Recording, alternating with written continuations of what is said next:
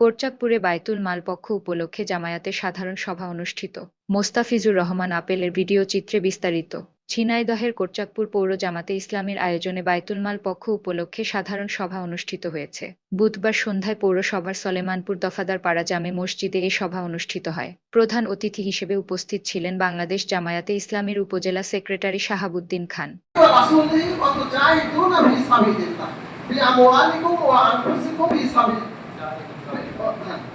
অর্থাৎ আল্লাহর পরিমাণ আনা এবং রাসূলের পরিমাণ আনা আর তার পথে জীবন এবং সম্পদ দিয়ে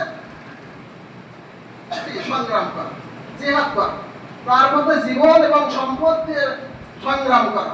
বিশেষ অতিথি হিসেবে উপস্থিত ছিলেন উপজেলা যুব ও মিডিয়া সম্পাদক ও পৌর মেয়র পদপ্রার্থী প্রভাষক শরীফুল ইসলাম।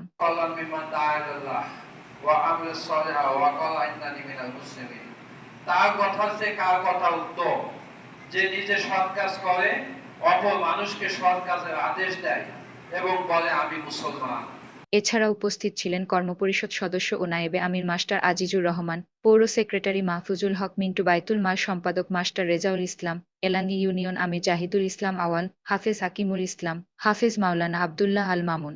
সভাপতিত্ব করেন পৌর আমির মুহাদ্দিস আব্দুল কাইয়ুম ও সঞ্চালনায় ছিলেন ওয়ার্ড আমির শাহাবুদ্দিন সাবু।